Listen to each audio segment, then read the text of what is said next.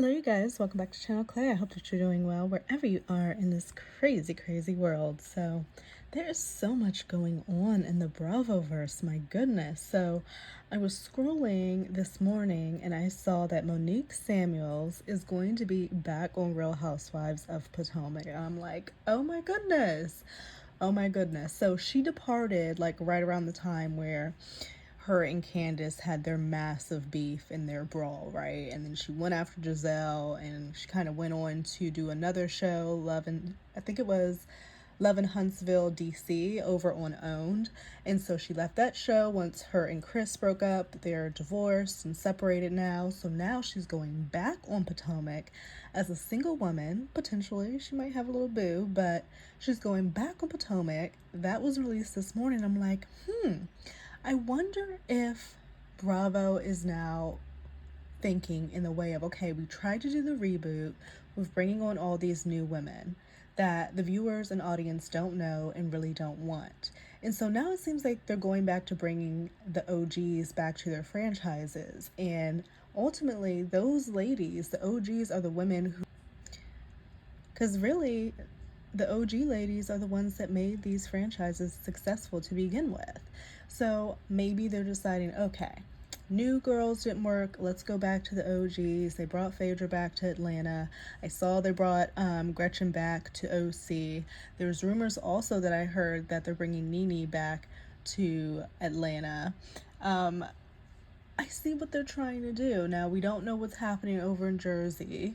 That's still on pause. I know they're doing Rhode Island, but I think that these women who have been off of the show for so long could come back and have a lot more story to tell because we haven't seen them in a minute. So I think that it's a good move to see Monique back now. I'm wondering, does that mean Candace is going to be back? Because I saw her in a picture. She was over at NBC having a meeting, it looked like. So I'm like, are they going to bring Candace back as well now that she's had her baby? Because I don't think they fired her. I believe she stepped away to have her kid in peace without all the extra drama. So I'm excited at the new prospect of them bringing back the women that we already know and just evolving with them more and getting more of their story now that they've been away. I'm sure Monique has a lot of stuff going on, and I'm sure a lot of people are like, oh no, don't bring Monique back. There's no reason for her to be back. There's always going to be people who are unhappy, but ultimately, we know that the new ladies on Potomac didn't really work out. We know that dang on Mia has departed. So Monique's going back, potentially. Candace will go back. Karen, yes, is still in jail, unfortunately. Then we have Giselle. So, I mean, that could be a good core group. Of course, Ashley's still there. So, I think that it could work. I think that it could work with maybe another newbie in there. What was the newbie that they had last year? I forget her name. Stacy. I think her name was Stacy. They could keep her. I think she was a good addition. So, I think that this is Bravo going back to their roots. And they've actually had a lot of success with their new show, the Bravo Next Gen, with the kids of the Bravo celebrities on this show. It's got a lot of good reaction. And namely, one of the big things that's come off the show is that Ariana Bierman, I believe her name is, the daughter of Kim Zolciak, apparently Kim has been asking her daughter for money and has used up her daughter's money from like the ages of 14 to 20 for what she was saying. And so she's like, Kim is calling her up and she's having to Zelle her mom money. But I'm like, I see Kim on vacations and shit. She's still like rolling around like she's got it like that. Yet she's calling her daughter to help fund her lifestyle. And I'm kind of getting into that show as well. Only one episode has dropped, so you still have time to get into it, but I think it is definitely going to be a good show and it's going to become a staple. I can see that. Also, a new addition we have to the Housewives, which was shocking and an interesting choice, is Rachel Zoe. Now, I've seen some people don't know who Rachel Zoe is, and I feel like they might be a little bit younger. But I know Rachel Zoe. I remember watching her show with my mom. It came on Bravo, the Rachel Zoe Project. She had her assistant Brad. They were all over LA. She's a stylist, very popular stylist back in like the early 2000s. I remember her working with Nicole Richie closely. Like they were close when Nicole Richie was going through like her wafer thin phase. She styled her a lot, and Rachel Zoe wore like those big glasses and the hats and like the shearling vest. Like she kind of embodied like that boho chic vibe. She did that very, very well. So she's going to be on the show of Real Housewives of Beverly Hills, and I'm like, that is such an interesting addition. I'm like, who is she friends with? Who are they going to say, oh, Rachel Zoe is a friend of who? Because typically they come on as a friend of somebody. Potentially Kyle? Maybe Kyle, but I'm like, that is such an interesting choice. And yes, she is new. And I was just saying how Bravo is going back to its roots, but really Rachel Zoe has been on Bravo. She had a show on there for years, and she is known. Like, a lot of people know who Rachel Zoe is. So it's not somebody that has been pulled out of obscurity who wants to be a housewife and who has watched all the shows and has checked all the boxes and is going to come in with a vendetta against like a Kenya, you know what I mean? Like that's not that type of thing. I don't think is going to happen. I think it's going to be a lot more authentic. I don't know what she's going to bring. I'm very perplexed by this choice, but I'm excited to see what she's going to bring. I saw her announcement. She looks great. Looks like she may have got some, little touch up done here and there in the face, but she looks good. It's going to be interesting to see what she brings. So a lot going on in the Bravo universe, and of course the biggest thing that dropped yesterday was the filming of Atlanta's reunion. We know that Kenya was disinvited. She put out a thoughtful apology to everybody, including Britt Eady, and then we saw, of course, that Britt Eady was not at the reunion. She decided to skip it. And then we hear news of a $20 million lawsuit that Britt Eady is putting against Bravo. I know Bravo's legal is just like fucking over the housewives at this point. All right, so before I proceed, just a couple of corrections because I was listening back. It was Love in Marriage DC that Monique was on after she left Potomac. And I put Love and Marriage Huntsville together with Love and Marriage DC because there is a Love and Marriage Huntsville as well. But just wanted to correct that before going into the $20 million lawsuit. And also, speaking of the old and new housewives, I was listening to something and Andy was talking about the Rhode Island girls. And he said that he found, or they found, production found a new Italian family, like they're feisty or whatever. And I'm like, so they're redoing kind of what they did in Jersey with Teresa and her whole family, and obviously we saw how that broke down. The family is literally destroyed. Nobody talks to each other. It's a fucking mess. But that dynamic worked.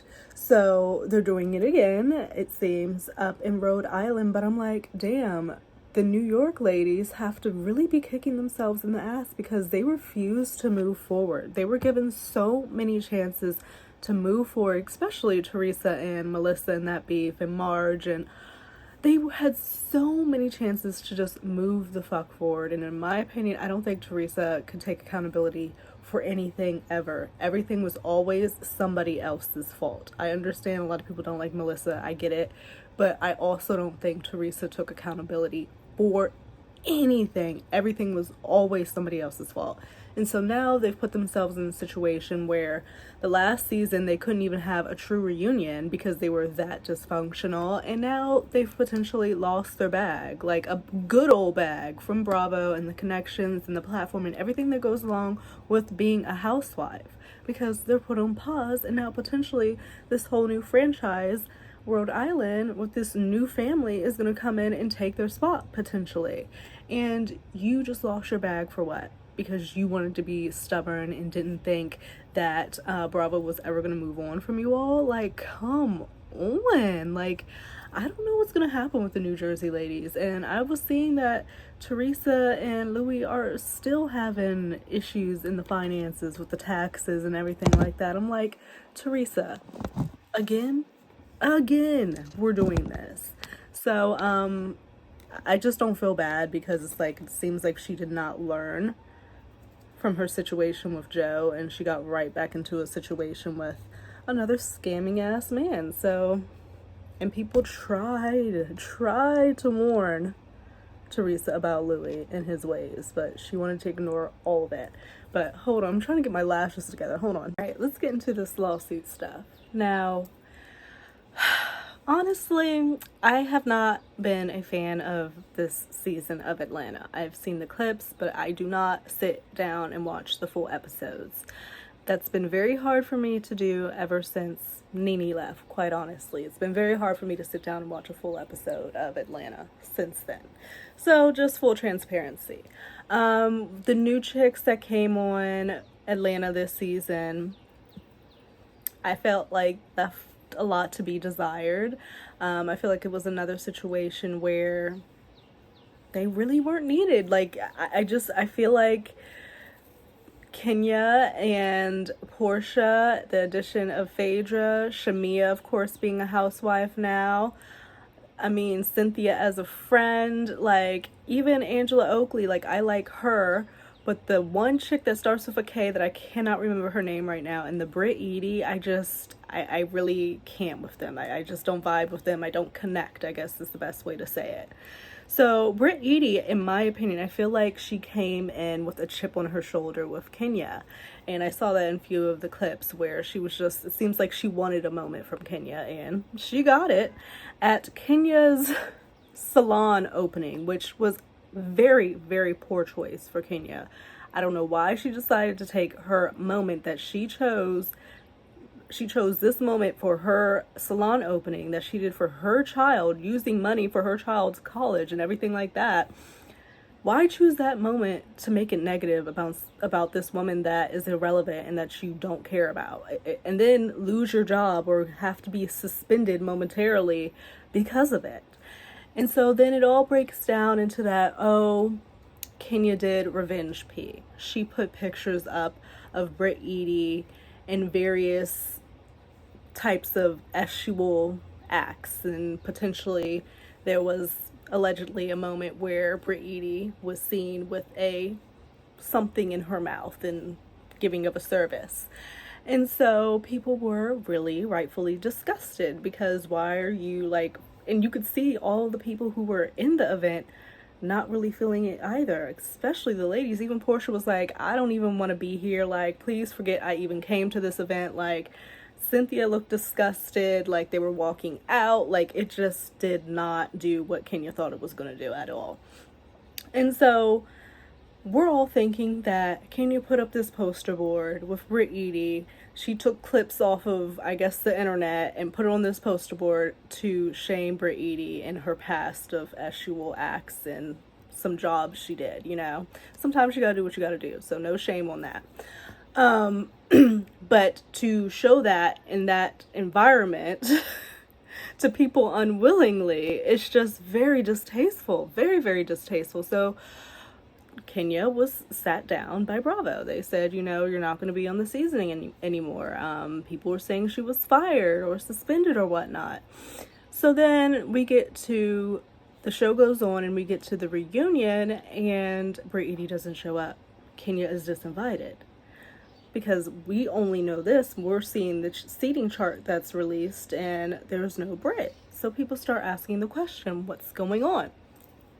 So Britt says, you know, she skipped it. Next day, we find out that she is putting a $20 million lawsuit down on Bravo because she feels like they played in her face a little bit. However, I will say, because Andy said there was an investigation done, if there was an investigation done, how did nobody know that it wasn't actually Britt Edie in these pictures? Because that's what I'm about to read you. Apparently, the pictures that Kenya put up on these poster boards were not Britt Edie. But in no way in all these months was that known until now, that those weren't even pictures of Britt Edie. So, like, they have this whole storyline on this show, this entire season, talking about nothing, because it's not even Britt Edie on the show. And why didn't they show Britt the pictures, and why didn't Britt ask to see the pictures? Because if someone's trying to like make me look a fool or trying to show my pictures from past work, I'm gonna want to see what they put up.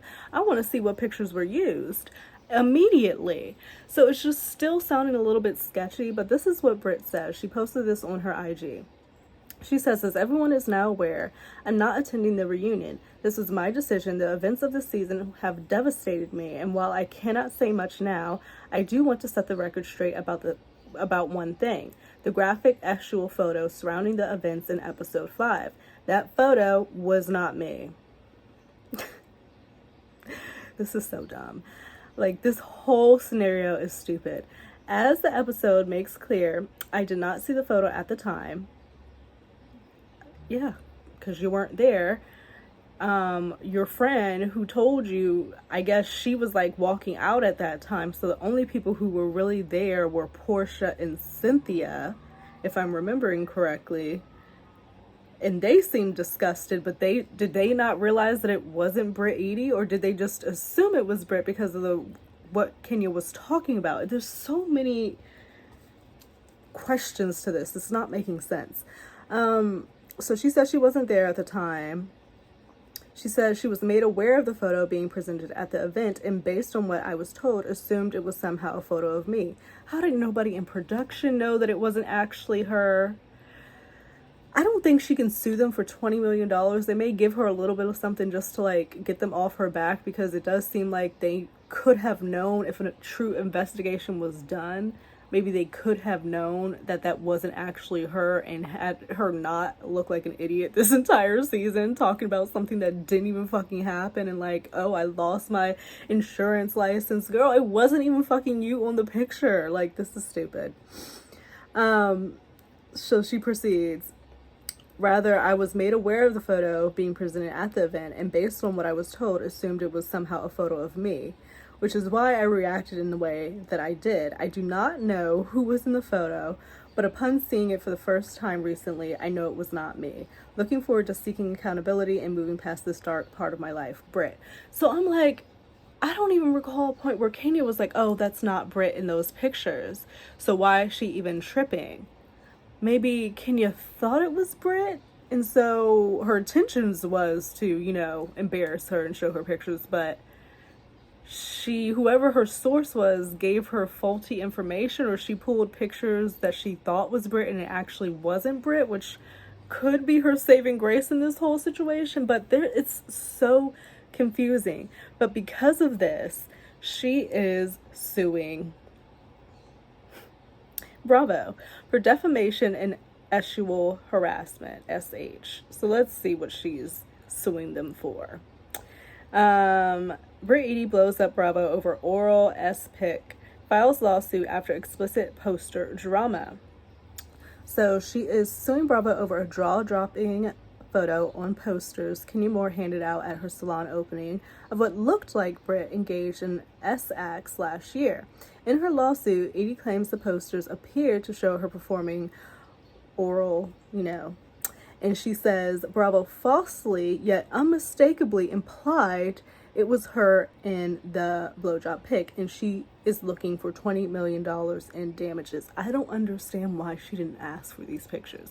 I do think it's wrong if the production team or whatever, the producers on it, misled her into thinking that it was her on those photos to get this storyline and to make her, go after Kenya and do all this for the season. But I don't understand why she didn't just ask for the fucking pictures or ask to see them. So they go back into talking about the background of what happened at the opening. Edie claims Bravo knowingly contributed to a hostile work environment and SH by subjecting her to unwelcome, offensive, and sexual behavior and comments, by requiring her to show up to work after she experienced what she calls a gendered attack. Bravo later aired cast members' reactions to the ordeal in April in the show's 16th season. The Real Housewives of Atlanta star filed a lawsuit Thursday against Bravo, its parent company, NBC Universal, and its productions companies, Truly Original, Endemol, and Shine North America, claiming they knowingly misled the public. The lawsuit alleges defamation, intentional infliction, and emotional distress, SH, and more. Edie is now asking Bravo for the immediate removal of the episodes from public access. That would be okay. So she wants that episode, I guess, with Kenya at her salon completely removed. Okay. She wants it removed from public access and at least $20 million in damages. Wow. Apparently they reached out to Bravo for a comment and no word back so far. Well, we know at this point she's a one and done, where Edie is not coming back to this franchise. It was her first season. She skips the reunion. Yes, there's a lot of women. I'm seeing the thread now. There's a lot of women who have gone on the reunion and have had to sit in the hot seat and take it from all sides. And they just took it because that's what it is. That's what you have to do. They were bringing up Kenya when she got dragged by Portia. They were talking about Nene when like the whole cast was kind of against her. They were talking about Erica when her whole shit was going down with Tom Girardi in the court case. They gave good examples of women who just, or Teresa when literally everybody was coming for her when she was wearing her green dress. I think that was season 4. So she should have showed up. A housewife that does not show up for the reunion is just, we're done. And then on top of that, you want to sue the network for $20 million. Okay, we'll see how successful she gets with that. I do think potentially they may give her a little bit something because it does seem like they misled her if there was a true investigation done. Like Andy said, why is it only now coming out that she was not actually in those photos? And I want to know what Kenya thinks, because did Kenya not know that it actually wasn't Britt in those photos, although she had the intention for it to be Britt? Very confusing. I still have a lot of questions, but seems like Britt is out and Kenya is back in. There's rumors that potentially for the next upcoming season of Atlanta that Nene may be back, because there's whispers that she's back good with the network because she may be on Traders. So that's like getting her foot in the door.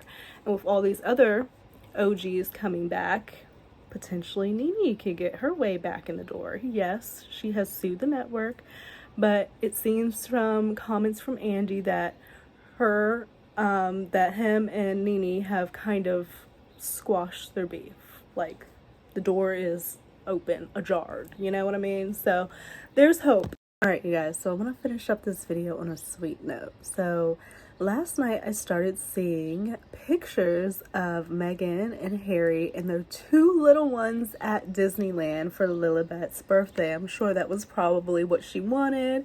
She's 4 years old. She wanted to go to Disneyland, and I'm sure this is probably their first trip to Disneyland.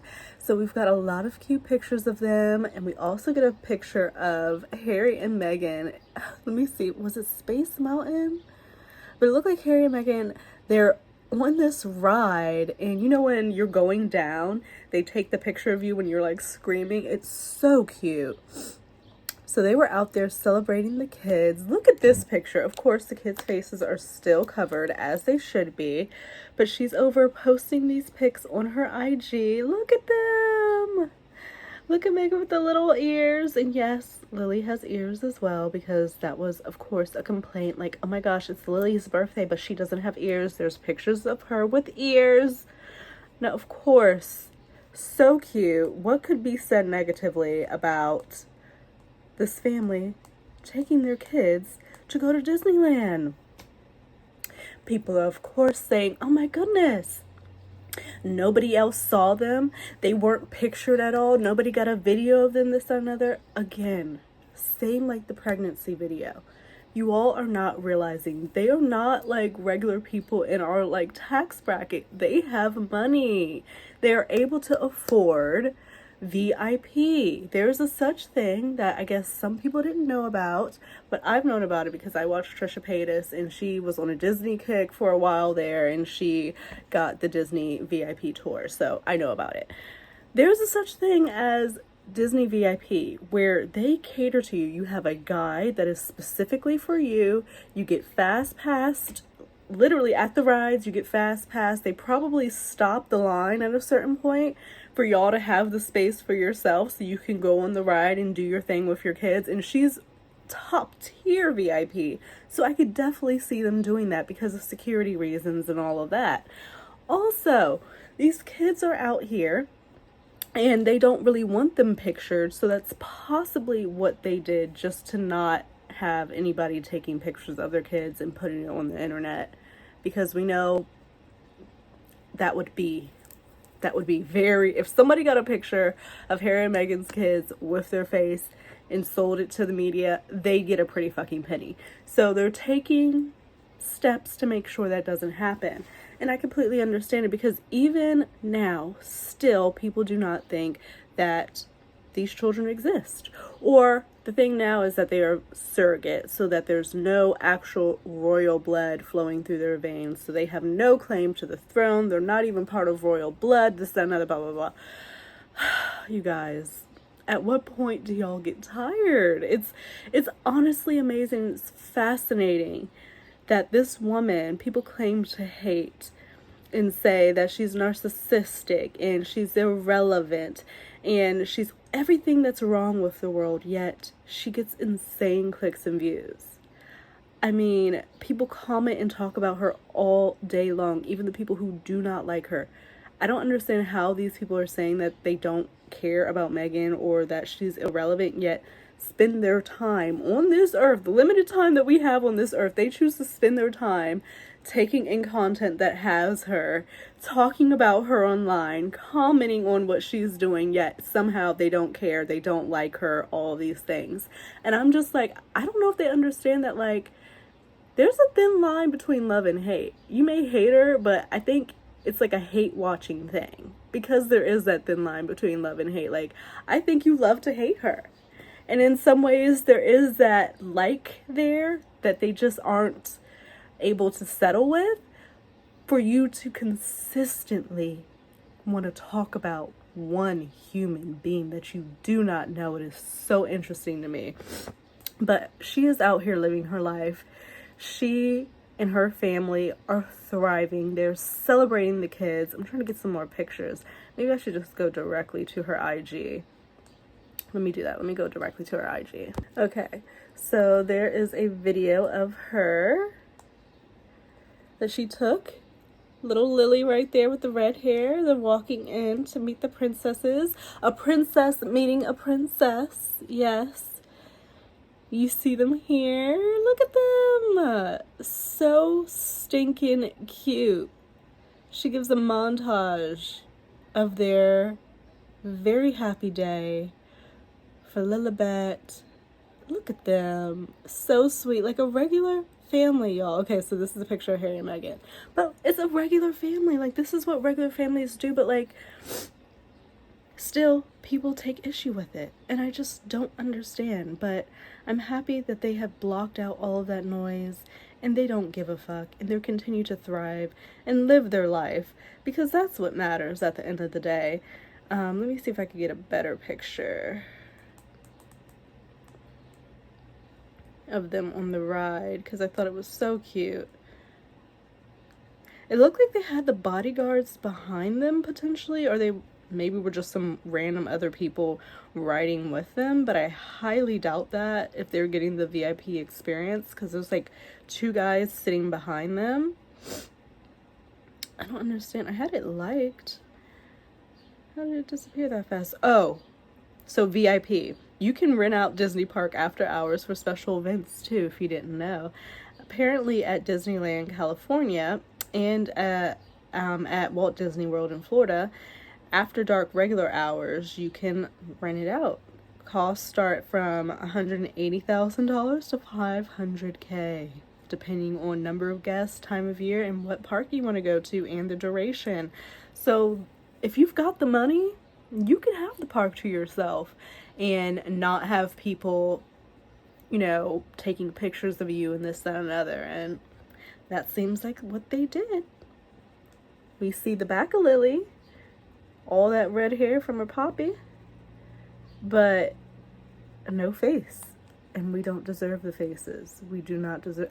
Oh, and also, this is a picture of a woman with one of the heart monitors on, monitors, not monitors, heart monitors for the baby over her belly.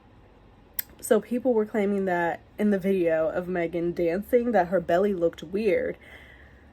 This is it, y'all. There are actual heart monitors that women have over their stomachs. So this woman graciously, in defense of Meghan, posted this photo of herself with the heart monitor over her, which looks exactly like what Meghan had going on, y'all. People are so interesting. It's little Lily with the princess. There were some more pictures. It's a better picture of them. Cute. Archie's tall. Both of their kids are tall, really. This is the picture of the two of them. Look at them! So cute. So, like, there's two guys behind them right here. So I'm like, maybe that's part of their security team, these guys here. But about that. But essentially, people are going to continue to hate. Whatever they do is never going to be good enough. People are always going to take issue with it, and that's just the way that it is. And I think they're really resolved with that and have just decided we're going to block that out and continue to live our lives and thrive and not give a fuck about any of that. Because at every turn, they continue to elevate. Meghan is building her family, she's building her businesses, and she should be allowed to do that. I don't know why people want her to fail so badly, but that's all, you guys. It's been a very long video, so if you've made it to this point, thank you so much for sticking in here with me. Think about liking, think about subscribing, but I'm gonna see you guys in another video. There's been a lot to talk about today. Wow.